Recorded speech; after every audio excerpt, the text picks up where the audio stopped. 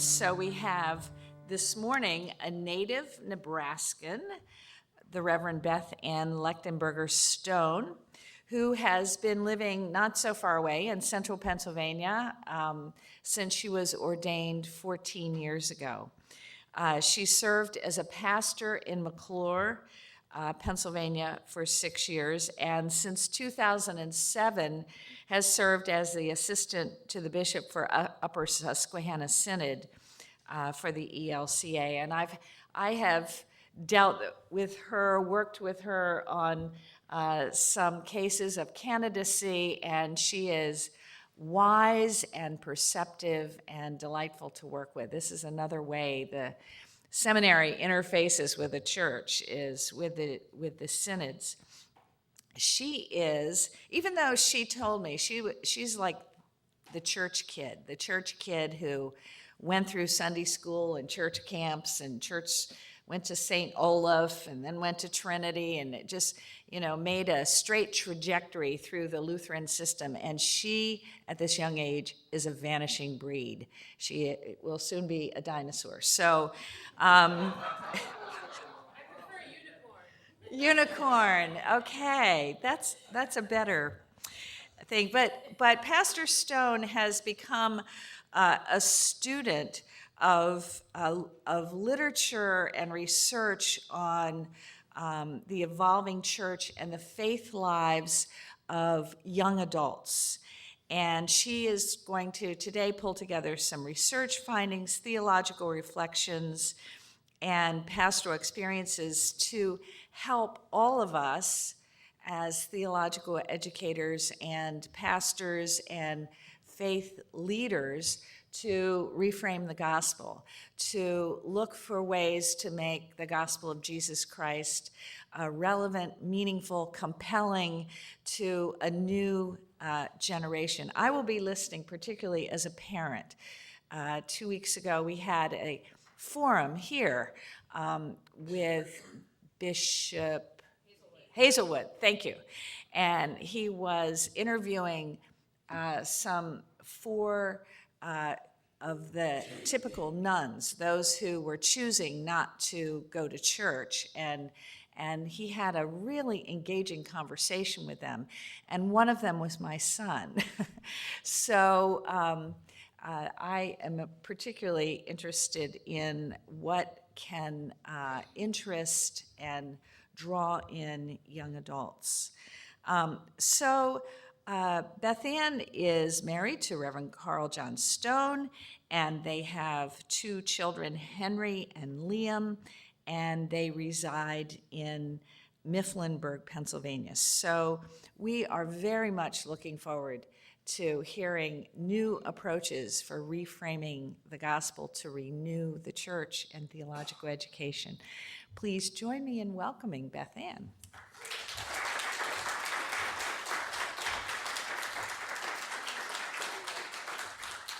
Thank you. It's wonderful to be here and to be asked to present today. I just have to get all my technology going here so I can stay on track. So I want to start with asking you to imagine something. Imagine that you are standing in front of an elevator, waiting for the doors to open.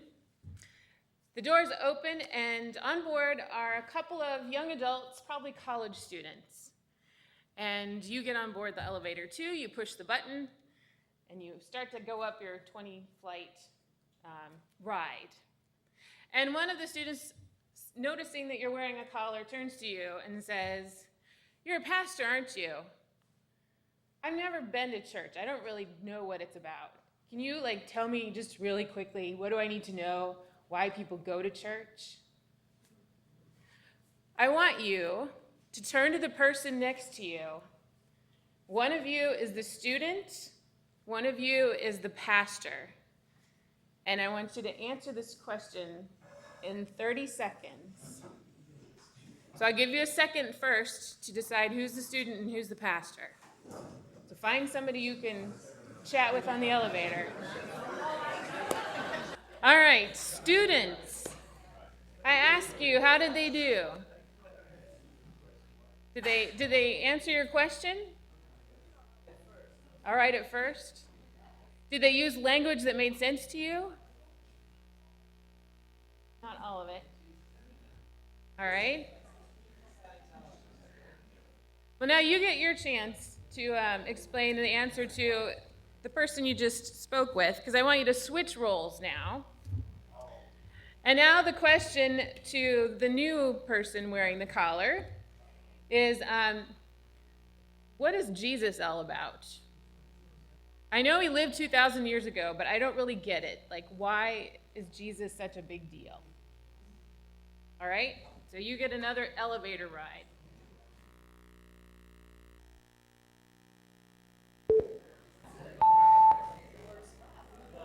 All right, the doors have opened. Your window's gone. All right, students, now this time, how did they do? Did they do pretty well? Answering your question? Did they use language that made sense to you? You didn't have any context or background? It's a little awkward to put yourself in this scenario, yes. And I'm sorry for demoting you if you're an author or if you're a rostered layperson in this case and not a pastor. I'm sorry, I just needed the visual of the collar to give you a scenario here. All right, well, as people who care about the church and as people who want Jesus to be the Lord of our lives and look forward to Jesus as the Lord of all people, we need to have a language for talking about God and Jesus and the church that makes sense to people who are not church people. And we need to consider what is our opening salvo going to be for conversations just like this. Although I find it very unusual that somebody would just come up to you in an elevator and say, tell me about Jesus.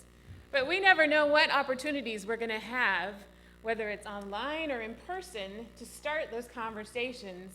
And we need to be thinking about how do we unpack the meaning of church, Jesus, and the gospel for people who don't have any context for it. I heard a joke recently that there are thousands of kinds of people in the world. There's the kind of people who think there are only two kinds of people in the world, and there are thousands of other kinds of people. So, with that in mind, I want to suggest a kind of people. Not that there are two, but what I'm calling stained glass people. Stained glass people are people who are comfortable being in a worship space, the kind that we are used to, the liturgical bus, where you're all lined up and you're facing the front and you sit quietly. They know what that's for. They know what that space is. They're comfortable in it. They know why we have stained glass on the windows. They know what Sunday morning is for. They know that there's some value to it, even if they're not there every Sunday morning. They know that there's value in being in a church on Sunday morning. And stained glass people are people who know what it means that the life, death, and resurrection of Jesus Christ has made it possible for us who are estranged from God through original sin to be reconciled to God through the resurrection of Jesus Christ. Now, how many people followed exactly what I just said? I hope all of you followed that. I didn't go to this seminary, but I think I can appreciate what you do here. We are stained glass people. What I just said made perfect sense to us, or at least you could follow what I meant.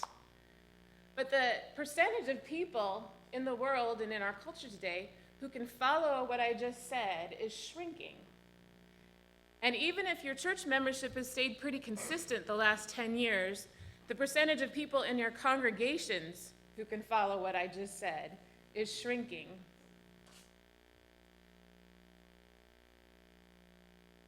I don't think I need to cite statistics or demographics for you to know that the number of people who are in congregations or who consider themselves Christians in the United States today is shrinking and has been shrinking, and that's across denominations and it's across demographics.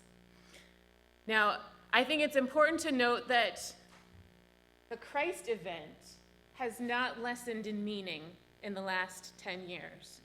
That what God has done through Jesus has not changed in its value to the culture or value to humanity in those 10 years, but the number of people who are able to appreciate, understand, and value what Jesus is in this culture has continued to shrink. And who the church is called to be in this culture has been changing and is changing really under our feet.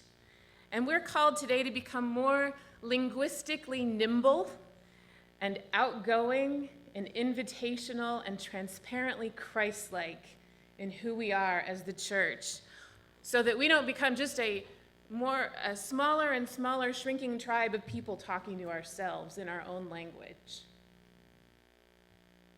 The Pew Research has been studying how people affiliate with faith traditions they've been studying this for a long time. And in 2012, they released a report that got a lot of press called Nuns on the Rise, N-O-N-E-S, and Dr. Day mentioned nuns earlier. When you said nuns who don't have any faith affiliation, I hoped people knew how you were spelling nuns. Nuns refers to people who don't affiliate with any religion. Given a choice, given a list of options of Christian or Jewish or whatever, they choose none of the above, or they choose atheist or agnostic, according to the research that Pew releases. And so the Pew Research report says that 1 in 5 Americans today consider themselves to be none of the above. And among Americans under 30, it's actually 1 in 3. 1 in 3. And that's increased dramatically, even in the last 5 years. That percentage has increased. Now, as stained glass people that we are, I think we make certain assumptions about people who are not in worship on Sunday mornings. Because we know they are sitting in coffee shops, and they're at home in bed reading the Sunday New York Times, and they're at soccer games with their families, their kids, and they're not in worship. So clearly, they don't really have much concern for community. They are fairly self-involved. They don't certainly have any relationship with God. And they kind of have questionable morals, I think. It's kind of the image that a lot of stained glass people have about those many others who are not stained glass people. They're not terribly religious or faithful, certainly. Well, here's what the Pew report says. Among people who are unaffiliated with any tradition, of which there are 46 million in this country, more than a third classify themselves as spiritual, but not religious. 2/3 of them say they believe in God, and 1 in 5 say they pray on a daily basis. So I think we make a lot of assumptions about people who are not in worship, but that they are unfaithful or that they are moralless people or whatever, when truly a lot of them are not there for different reasons, or not in our congregations for different reasons. Dr. Elizabeth Drescher is an author and a professor out west, I think, and she's working on a book that's supposed to come out this year called Choosing Our Religion, The Spiritual Lives of America's Nuns. And she's produced a survey asking respondents to list from a number of choices what they consider to be the most spiritually meaningful practices. So she gave them a list and said, which do you find to be the most spiritually meaningful practices? So what would you guess are some of the spiritual meaningful practices? Yoga. In nature. Meditation. Relationships. Serving. Okay, serving. Having team spirit. Team spirit. Nope. Silence. Nobody said worship, but that is one also. So the top 5 that were lifted up are enjoying time with family, This is mine. Enjoying time with pets or other animals. Not sure what that means, other animals. A little worried about that one. Enjoying time with friends. Preparing or sharing food. And prayer. In that order. Well, 2 lists, one for affiliated, people who affiliate with a faith tradition and people who are unaffiliated. The only difference between the 2 lists was they had swapped friends and pets. Otherwise, the exact same list. And near the bottom of the list were attending worship and studying sacred texts. The people are finding spiritual meaning today in different ways, or they're applying this phrase, spiritual meaning, in a different way than we might have once, or maybe in a different way than stained glass people would assume is important to. So I'd like you to just take a couple minutes right now, turn to the person next to you and kind of react to this. And what does the phrase, even phrasing it as spiritually meaningful practices, how does that challenge kind of the way you've done things or you do things or the way you think about things or the way your church does? And what do you think this information means? Spiritually meaningful practices. So just turn to the people next to you for a couple of minutes. Mark. You're fired up. Excellent. I think that the term spiritually meaningful, for me, is only relevant in as much as we can define it as a relationship with Jesus Christ.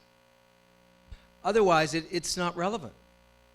So if we're going to start jumping to or moving toward ways to address this, then that kind of makes sense to me. And this kind of came out of our conversation here. For example, how can we help families find a connection to Jesus together? How can we find people with their pets or whatever, to find a connection with Jesus? I mean, because if we as Lutheran Christians start defining spiritually meaningful in some other way, then I think we're off track. Yeah. I'm not disagreeing. I think the question, the way it's phrased, is getting at things that make sense to people who are not affiliated with anybody, but still consider things to have spiritual meaning for them. And we can use this information. And I mean, just thinking off the top of my head, knowing that spending time with pets is an important spiritual practice for people is an impetus maybe for congregations to celebrate St. Francis Day with a blessing of pets, and know that that is tying into something, it's helping to make connections between Jesus Christ and my pet in a way that maybe didn't make sense to people before, that God is interested in and values our pets and our relationship with our pets. And to be able to preach about that in care of creation, suddenly you're making a connection where people already find some spiritual meaning. What other comments? Ron made a nice comment, and he said that these spiritual practices, except maybe for prayer, are very content-free. There's no content. And, I was thinking the Apostle Paul, in one of his speeches to those who were worshiping an unknown God. In a sense, we need to put a God or a face or information into that spirituality. It's not that it's bad. It does bring peace. It does bring relaxation. It makes people feel good. And that's not a bad thing. But we need to have the relationship added to it, the relationship to God and Christ. I think you're right. I think, though, it's also important to note that for not stained glass people, experience is more important than content. It's more important than information. So what I experience has a higher value to me than what I know. One of the first things we'd want to know is, what do others mean when they say spiritually? Is God involved in that? Or Yeah. or is there no recognition of a God presence in the word spiritual? But also to recognize how deeply relational each of these experiences are, how the gospel itself is a relational conversation, how the Trinity is a relationship within God's self of the three persons, and that I think the best evangelism often happens when it starts in the personal encounter between two people who recognize one another and recognizing the otherness. So maybe asking, why do you call yourself a nun, an agnostic, a stained glass person? What does that mean to you? Tells me, as a stained glass person, where I can engage with you, but I can't know that till you tell me. Yeah, yeah, good. Hal Tausig, a New Testament scholar who is retiring but is a pastor up the street, has discovered that in the early Christian community, the right three, I don't know what he'd do with pets, but the three, prayer and meals and friends, were a part of the early Christian assemblies. And so the meal, prayer, friends gathering, for Greco-Roman groups that got together. And what we stained glass people have done is ritualize that to such an extent that people, can't access the community anymore. We've forgotten, that people can access the community through a meal that then is celebrated later in worship. So many of the things we knew as church we've forgotten because we try to drive everybody through the stained glass experience, and there's just not enough access points anymore that Hal Tausig has discovered. Yeah. What's the Lydia's table? Is that what it's called? In the dinner church congregation in St. Lydia's. There's a church start in Brooklyn now. I forget where they are. Started by a young adult. Young adult, who's now I think a pastor, but was not yet ordained when she started this. That started with dinner and the experience of cooking together and preparing the meal and experiencing communion as a part of the dinner, and then cleaning up together afterwards. But she pulls a lot of really ancient practices in the liturgy together. But she's really intentional about, Emily Scott, is that her name? St. Lydia's, yeah. They're very intentional that you do it in the context of sitting around a table together where you're facing each other, and you have to have a greater sense of intimacy than you do when you're sitting in the liturgical bus. And it's a growing community. So you can look that up, Lydia's Table. It's you could just Google it. You'll find her. I think if you move away from the somewhat loaded language of the title, Yeah. If I look at across generations, people's Facebook feeds or their Christmas letters, older people and younger people generally list all those things as the most prominent things that feed their lives. And if you look at the pictures that young or old post, it's that same categories of people. Those that are church sometimes place a little more emphasis on the prayer part or in an official way, but it's still generally, if you look at most people's Facebook feeds, it's pictures of family, Yeah.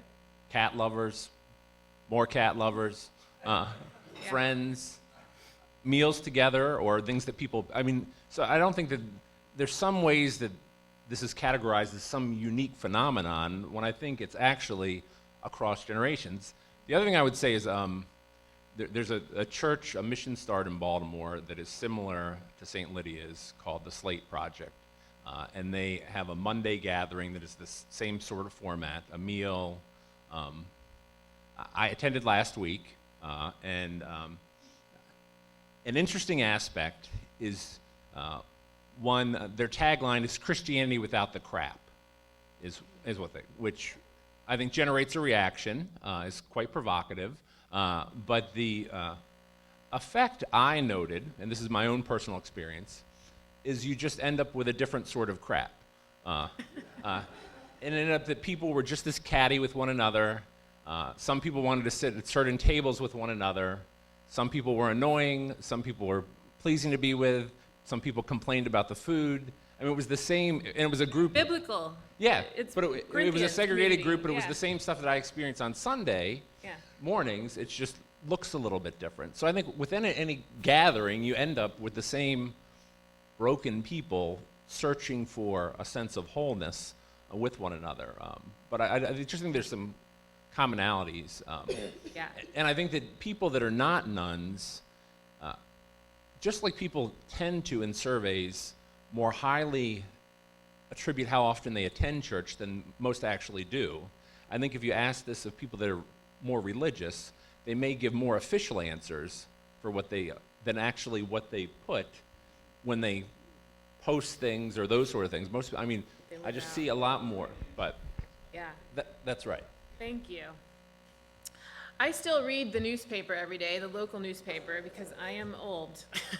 And I like to hold the newspaper in my hand. And I cut out this little piece a couple of years ago now. It's kind of a little filler piece that our paper used to use. I don't even think they do anymore, called Sound Off.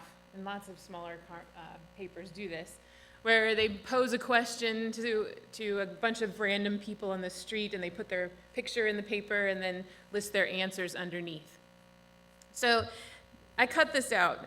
So this was April 11th, which is apparently 8-track tape day. 8-track tape day. And the question was, what is your favorite medium? Records, 8-tracks, cassettes, or CDs, and why? And they asked 4 young adults, and their answers were my phone, the iPod, YouTube, and iPod. So they don't even answer the question that's posed to them. Yeah.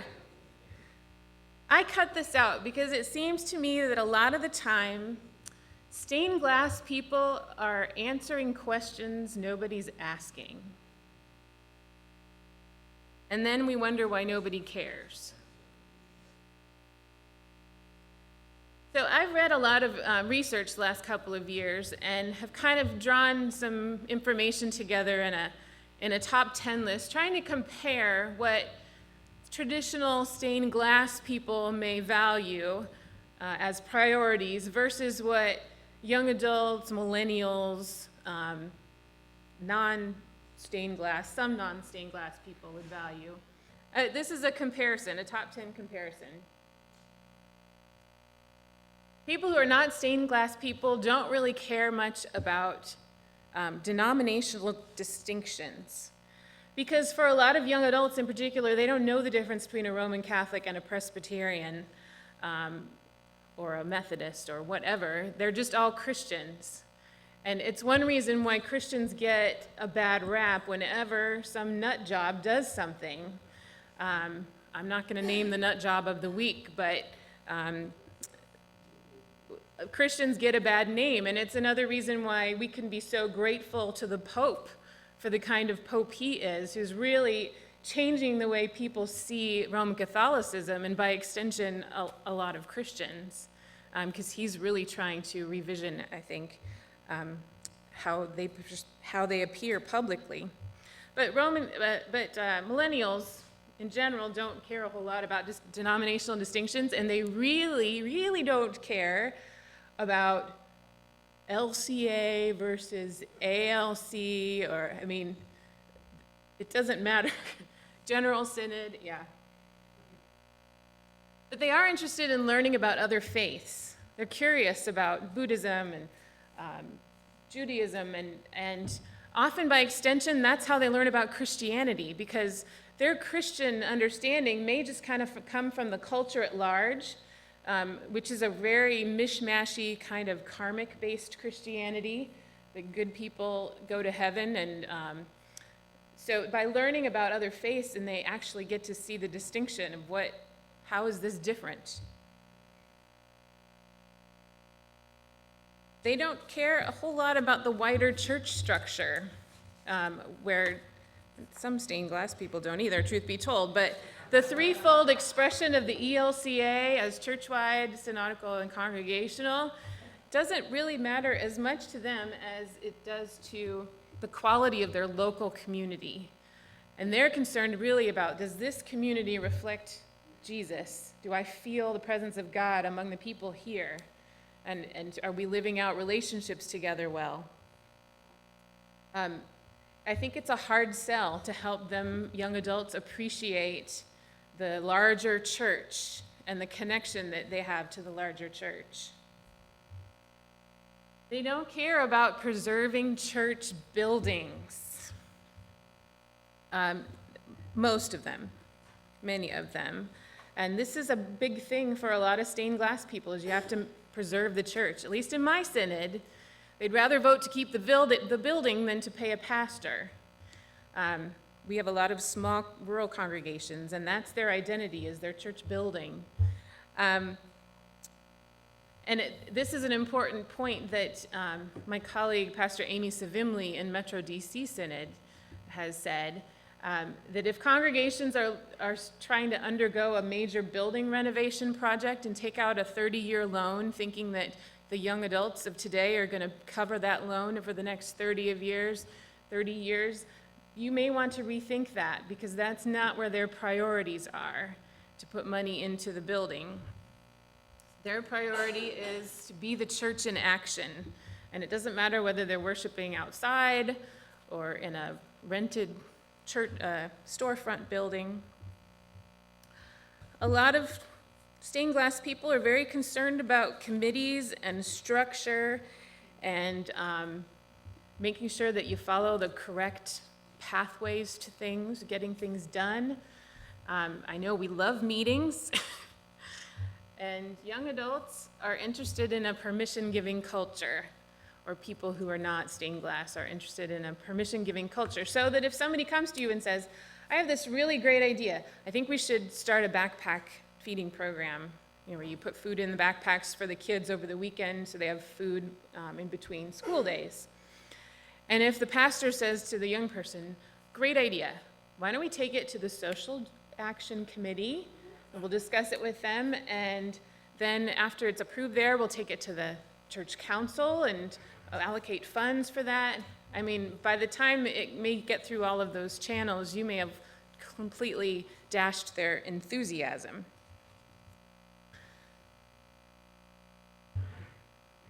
Young adults are not necessarily looking for a young adult youth group. A lot of stained glass people grew up in Luther League or grew up with great experiences, having, getting together with the other kids, and that was your social time, and that was your social experience in high school, maybe, was what you did in youth group. And it's kind of you'd expect, well, as they get older, then they'd maybe develop a young adult youth group. Well, young adults find their own communities. I mean, they kind of gather their tribe to them, and it's got fingers in all directions through digital media. They don't even have to be in the same town in order to feel connected to their tribe. So they're not necessarily looking for the church to provide this youth group. And I know you just had young adults ask if they could start a group at your church, so that's great. Don't mention that to anybody else. All right. So, but what they are interested in is having an intergenerational community where they're taken seriously as a part of the group. They're not made to feel as though when they grow up they get to be a part of the things, but to have experiences where they're treated and welcomed as full participants in what the church is doing in intergenerational ways, I think is really important. I know what I was going to say. Amy Savimli, they've been trying to get a lot of young adult things happening in their synod, and they have, at least a couple years ago, they had about 5 congregations maybe that had serious young adult population, and they were working on. And she used to advise them that they need at least 50 young adults to sustain a group or to sustain a ministry to young adults. That's really going to, because there's such turnover for young adults constantly from jobs and moving around. And when I hear that, I think, 50 young adults. There's no way any congregation in my synod would ever have 50 young adults. A lot of them don't have 50 people. All right. Knowing the pastor, How many pastors here are invited to people's homes because you're the pastor and they want to get to know the pastor, or used to be invited at least? Or when you come into a new community, you get invited out. I mean, that sometimes still in rural communities, you get that, where the pastor, you'll have to meet our pastor. It's our pastor. And there's a certain, sorry to be all pastory about this, lay people, but it carries a certain amount of cachet with it, that you're the pastor with certain communities of people. Not so much with millennials. They're more interested in getting to know who you are as a human being and developing a relationship with you because of one-on-one connections, not because you're the pastor, but because you are someone who let them know you in a real way. This is one of the cases where I would say it's more not millennial than a stained glass priority necessarily. The millennials are not comfortable with moral absolutes. The idea that this is always bad, this is always good, and whether it's abortion or immigration or whatever it is, whatever the issue, the idea that we know what God thinks about things like stem cell research or whatever, and that we have definitive ideas, just feels false to many of them, that it's kind of whitewashing the whole subtlety and challenge of discerning really how would God lead God's people on these really tricky issues. But they do want to hear you discuss gray areas. Discuss the challenges of the day. Was it last year? A little more than a year ago when Trayvon Martin was killed in Florida. There was some discussion on Facebook among my clergy friends, are you going to talk about this at all? And a lot of them said, I'm not going to mention this at all because it's so controversial and I don't want my people to get mad at me. I think when people back off of stuff like that, you lose credibility with people who are struggling with what does God have to say about this. You are the pastor. You're supposed to help me understand how does faith impact what our reaction should be to these really important issues. So even though it's a challenge to us and it may put us on the hot seat and it may get us run out of town on a cross, we have to confront these things from the pulpit or at least in conversation with people so that they know that we are open to and thinking about how faith impacts these issues. Christians, stained glass people have no trouble calling ourselves Christians or Lutherans or ELCA Lutherans. We can get very specific, claiming there's even a Facebook quiz going around this last week, like what percentage are you of different faith traditions? I didn't take it, but you answer questions and it tells you you're 100% ELCA Lutheran and you're 97% Missouri Synod Lutheran, and how much your own faith practices or beliefs align with these different things. Well, we don't have a problem claiming that, but a lot of young adults are not comfortable calling themselves Christian because they don't like the way Nut Job of the Week makes Christians look, or they don't like specific things that they think come out of the Christian tradition. Especially sexual mores. A lot of young adults say they don't believe in, or they believe sex before marriage is okay, and so they can't call themselves a Christian if they're going to believe in sex before marriage. So selective adherence is a phrase that comes from Christian Smith, who's written a couple of books looking at young adult faith. And that means that they kind of pick and choose among what they believe. I really admire Jesus, and I think that Jesus' work towards the poor, attitude towards the poor and the hungry is really important. I believe in that, but I don't believe enough to call myself a Christian. This is the big one for me, I think, and where such a huge disconnect happens, because all of Western theological thought is built on the idea that the major theological issue for people is guilt for our sin, that we feel guilty for being sin, and so we need Jesus to set us free from our sin and guilt. The problem is that people today don't feel guilty in general. Young adults, often if you ask them, about their experiences, and they may have some regrets, or they may not say they regret something, but they say, I wouldn't do it again, or I feel a little bad about it, but I learned from it and I'm moving on. They're not plagued by guilt for something. I think the theological issue today is meaning. What does it mean that I'm here? The theological issue is even sometimes getting people to think about meaning, because our culture really supports the idea of just kind of floating along and engaging on a really surface level and, trolling Facebook all day and listening to lots of ideas, but never really having to process and internalize and think about things very deeply. So the question of meaning and where does God come into meaning, I think, is the question of the day. And this is kind of connected, my 10th thing. A majority of Christians, stained glass Christians of any denomination, and the majority of non-Christians believe that good people go to heaven. Even the majority of Mormons believe that good people go to heaven. And you don't necessarily have to be Mormon. And those are statistics that the guy who wrote Bowling Alone, yes, Robert Putnam, has talked about. Thank you. So the idea, and young adults always think they live forever anyway, so the idea that they're going to die someday and maybe be concerned about what happens next isn't really on their horizon as something they fret about. But so as an incentive of hope, that we have hope that we are going to live forever with God, just is not a meaningful statement for people who are not stained glass. But I think the kingdom of God, the reigning of God, that'll preach.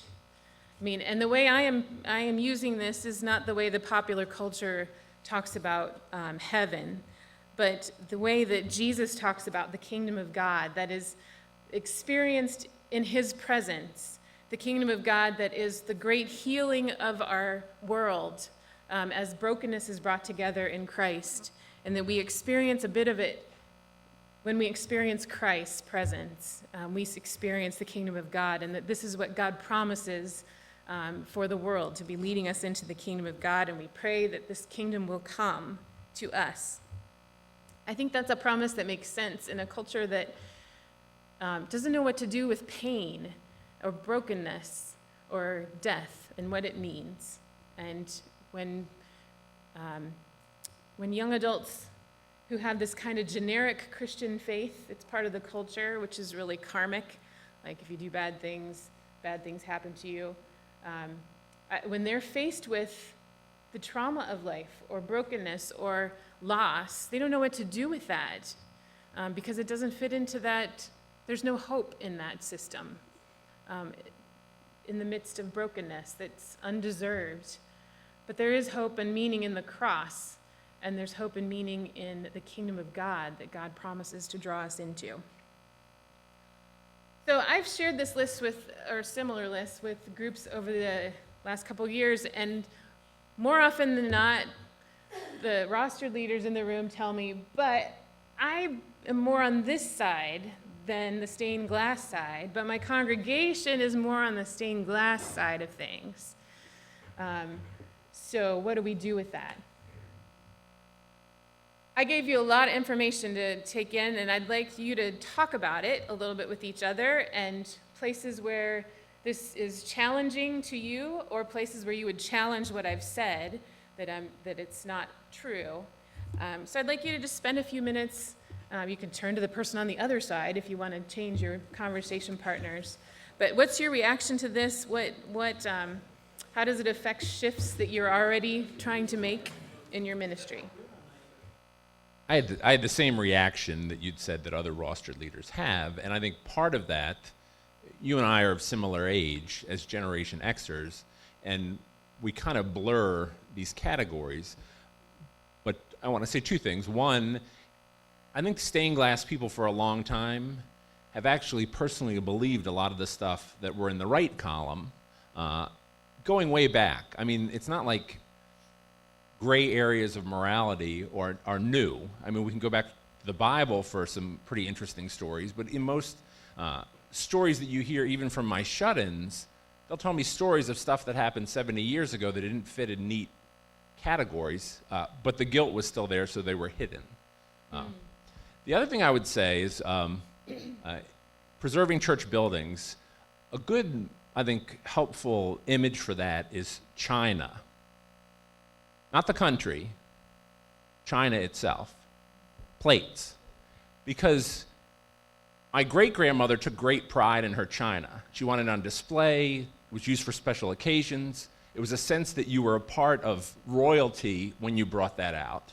And then they pass it on. I don't want somebody's china. I don't want my grandmother's china. I don't want to have to haul around china. I have no use for china. We have nice plates we bring out on occasions, but younger people have no interest in hauling around china. In the same way, church buildings were a sense that the community came together, even if they didn't have a lot of money, and built this grand place that was sort of a temple to God, was the place where they felt connected in royalty on Sundays. And it's just not the same sort of thing. I mean, there's the same thing about hauling stuff around or preserving place. The last thing I would say is that mobility has a big part in that. If you have several generations living in the same town, going to the same church, you value that building differently than if you're a younger person who moves around every few years and you're just going to be in some other building a few years from now. But I love the China image. Thank you. First of all, I like the China image too, but I just hope we're not using Chinette all the time instead. My thought when looking at the list and comparing them is that we're trying to change the question that we ask in our congregations from how do we get them to come to us, which means becoming a part of the stained glass culture, to how do we get ourselves, the existing community, to see that we're going to them, whomever them is, whether them is more stained glass people or them is young adults. And as I said in our group here, when I look at that list and think about the young adults and the stained glass people I work with, I can find people on both sides in both communities. It isn't just the pastors, but there's a lot of movement between those two, depending on the issue, depending on the time.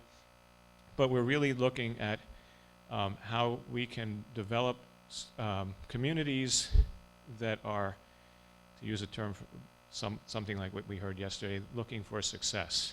And that is measured in the success of the people who are in there. We talked a lot about permission-giving culture, and I want to change the terminology there to something else, because permission-giving, as we said here, was giving permission to fail, meaning go ahead, do what you think is right, but we're not going to really support it. To saying you can have a committee structure and council and have people go through, but you have to understand that the reason you're going through those is not to jump through the hoops, but to come to be supported and strengthened in what you want to do so that it can be successful. And then sometimes we can use Chinette because some things are temporary, very temporary, and we get rid of them after they're done. I think people, stained glass people, their idea of traditional was what we've done recently when I remember, and our group was a group that really had cohesiveness and helped us to grow in our life space. Okay, it's hard to get them to see that traditional could be something broader. Yeah. You know, their idea of tradition was something that was very limited and very, very local. Right. And they can't get either from new things or from things that were way back and work and can work. Yep. Thank you. The word generational just comes up to me. It makes me think that each generation has to own whatever it is there. They have to come to an identity. And in the church, part of our struggle seems to be to help some generation besides the great generation, step forward. And take ownership. ownership. And change. And to let it happen. I have one more thing that I would like to get a chance to present, and then as we have a little time at the end, we'll keep going. So I just want to say a few things about the changing worldview today and how much technology is impacting the way people experience the world, experience their life, experience meaning. And so technology today is just ubiquitous. I mean, we all grow up with technology, or we all have experienced technology. We all have the same access to technology, but younger generations have experienced it their whole lives. And so the current generation of young adults and younger have grown up going to the internet, to Google and to Wikipedia for answers before sometimes they go to parents or teachers or pastors or other leaders. So, and now, since they've had that access their whole lives, now they carry it in their pocket. They don't even have to find a computer because they carry it in their pocket with them. So millennials today, at least 94% of them have a cell phone. 97% of them use it to text, and 84% access the internet with their cell phones, so they have smartphones. So how many people here do not text? Raise your hand proudly if you do not text. All right. So that you know, email is old technology. Email is a good 20 years old by now. And I've said to some pastors I haven't said this. I've said this publicly. I haven't confronted any pastors about this, but we have some pastors who don't even have email. And I've said publicly, if you as a pastor were to say to your congregation, I've decided not to have a phone number. You know where I live. I have office hours posted. You can stop by anytime you need to talk to me. My door is open. I have total access. I mean, you have total access to me. You're welcome to come by.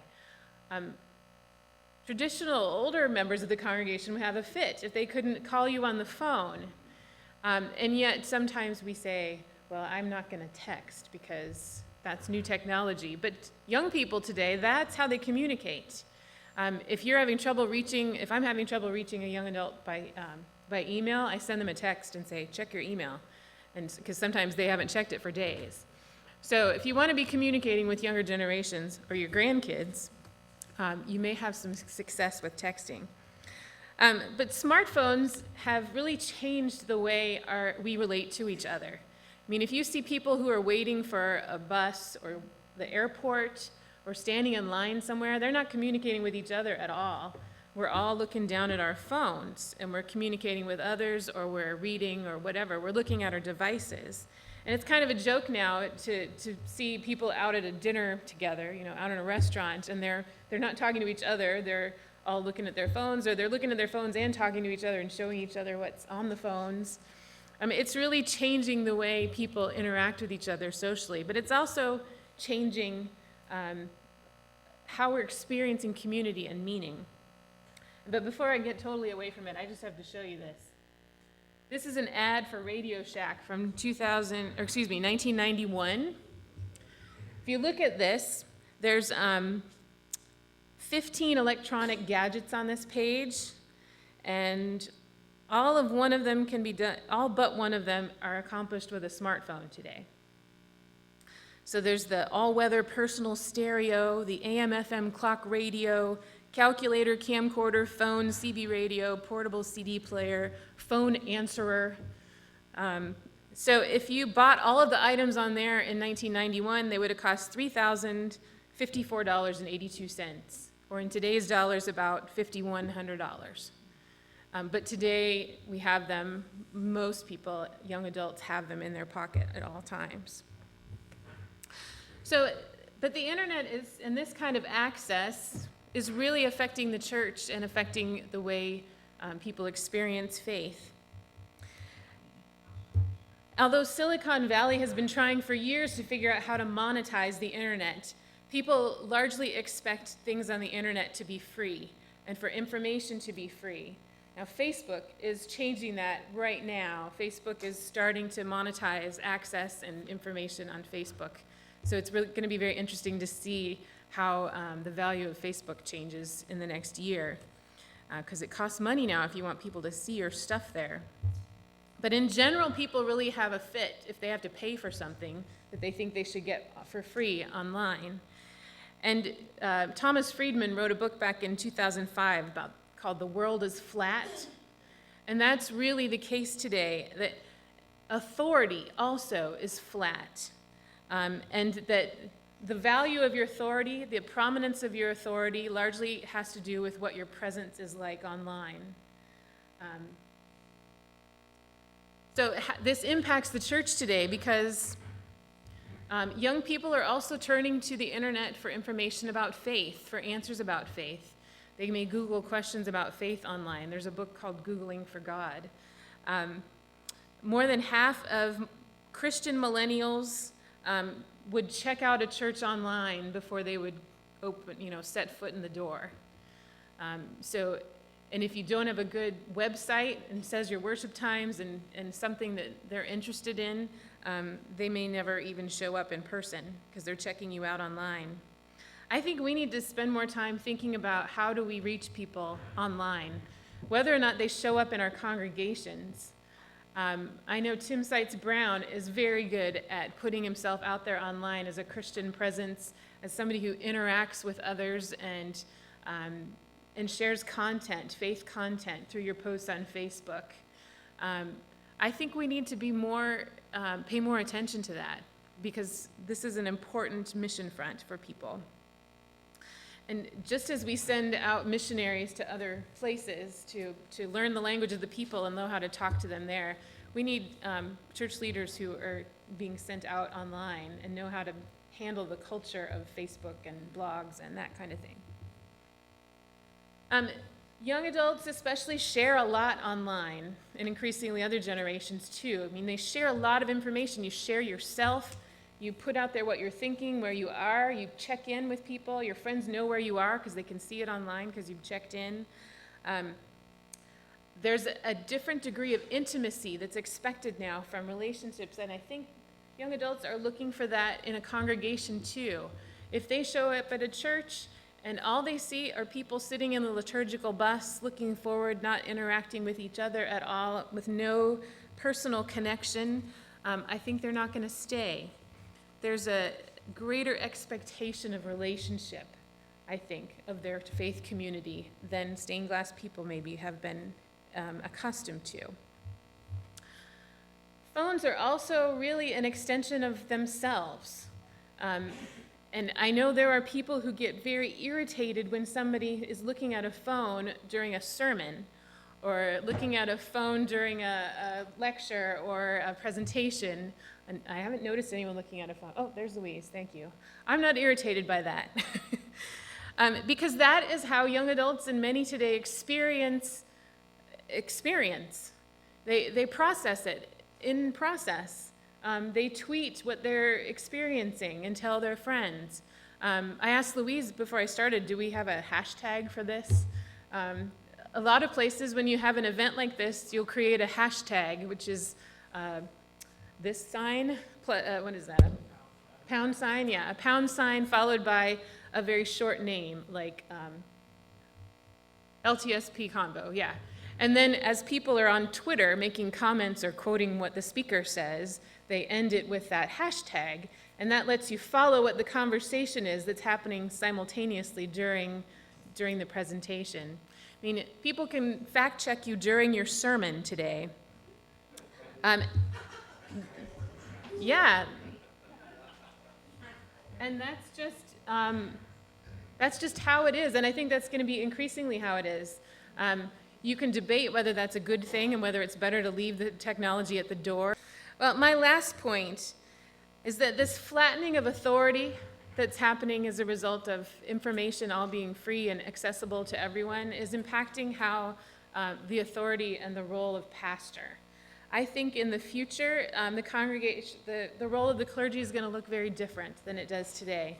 I think the time of being the theological expert that stands in front of people and explains to them what God has to say while you listen and consume that is a very old model that is not experienced in any other part of the culture today, for the most part.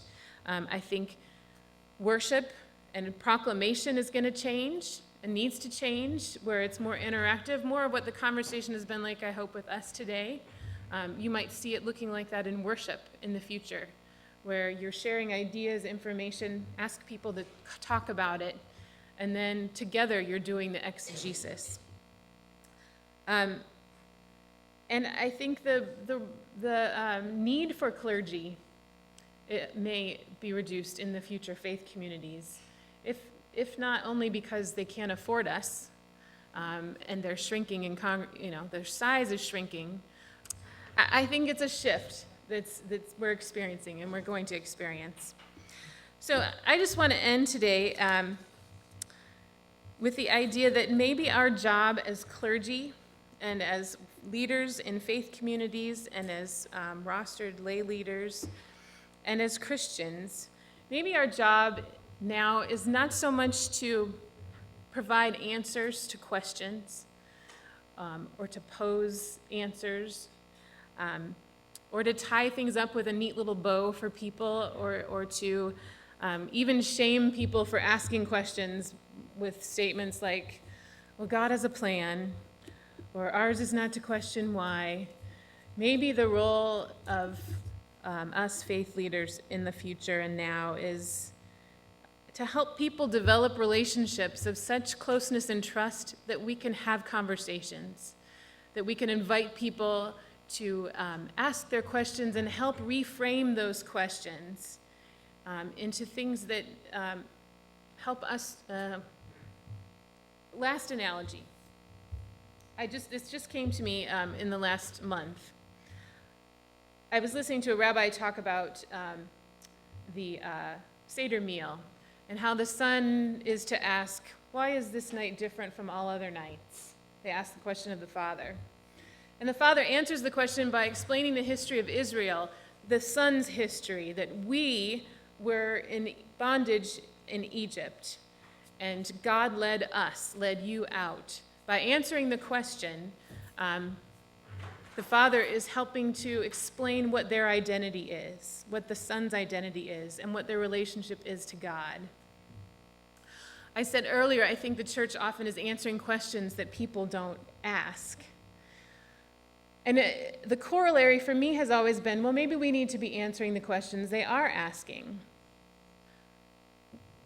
Taking the piece from the Seder meal, I'm thinking, what if instead our job is to help shape the questions? Help people phrase their questions that they already have in such a way that we're able to share about their identity and their relationship to God in the answer. I don't know if that makes sense. It's sort of a working premise with me right now, that we're not trying to answer random questions, but help them to reshape their questions so that the gospel that we know makes sense. I thank you for the time and the conversation, and it's been a real honor and pleasure to be with you, and I'll be here for a while longer if you want to talk afterwards for a while, so thank you.